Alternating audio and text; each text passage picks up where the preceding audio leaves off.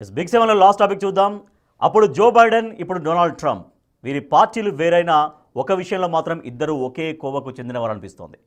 అసలు ఎందుకు ఈ పోలిక, దీనికి కారణాలు ఏంటనే కదా మీ ప్రశ్నలు? అయితే చూసేయండి.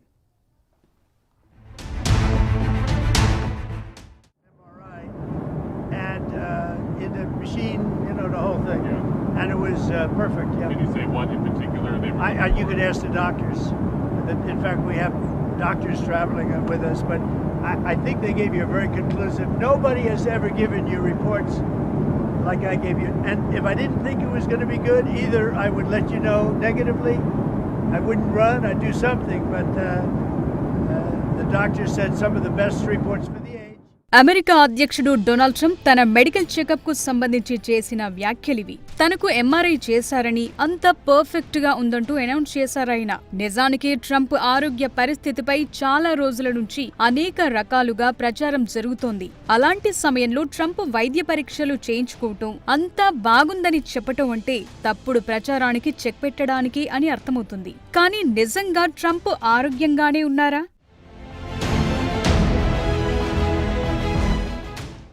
ఈ సీన్ చూశాక నిజంగా ట్రంప్ ఆరోగ్యంగానే ఉన్నారా అనే సందేహాలు మొదలయ్యాయి. ఎందుకంటే జపాన్ పర్యటనలో ఆయన తడబడ్డారు. తాను ఎక్కడున్నది, ఏం చేస్తున్నది మర్చిపోయినట్టుగా ఉంది ట్రంప్ బిహేవియర్. ట్రంప్ వెంట జపాన్ ప్రధాని సనాయే తకాయిచి కూడా ఉన్నారు. అక్కడ ట్రంప్ సైనికుల గౌరవ వందనం స్వీకరించాల్సి ఉంది. కానీ అవసరం లేని దగ్గర సెల్యూట్ చేసి నిలబడ్డారు. దీంతో ముందుకు కదలాలంటూ జపాన్ ప్రధాని సైగ చేశారు. ఆ తరువాత ఆగాల్సిన చోట ఆగకుండా నడుచుకుంటూ వెళ్లిపోయారు.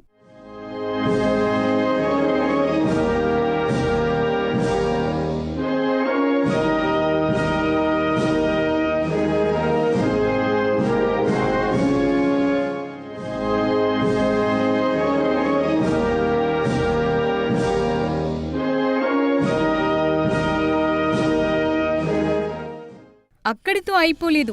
ఆ తరువాత ఆయన ఎటు వెళ్లాలో మరో సైనికాధికారి ట్రంప్ కు చెప్పేందుకు ప్రయత్నించినా ట్రంప్ వెంటనే అర్థం చేసుకోలేకపోయారు. క్షణకాలం పాటు తడబడ్డారు. ఇప్పుడు ఈ వీడియోలు తెగ వైరల్ అవుతున్నాయి.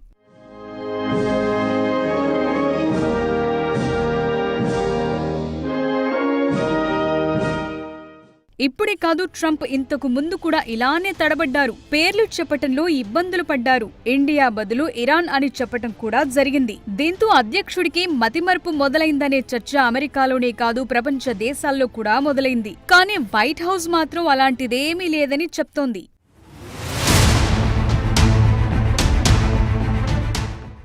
నిజానికి ట్రంప్ వయసు 79 ఏళ్లు. అమెరికా అధ్యక్షుడిగా ఎన్నికైన అత్యంత ఎక్కువ వయస్సు ఆయనదే. గత నెలలో ఆయనకు వైద్య పరీక్షలు నిర్వహించిన తరువాత వైట్ హౌస్ ఓ స్టేట్మెంట్ రిలీజ్ చేసింది. ట్రంప్ కంటే ఆయన గుండె వయస్సు 14 ఏళ్లు చిన్నదిగా తెలిపింది.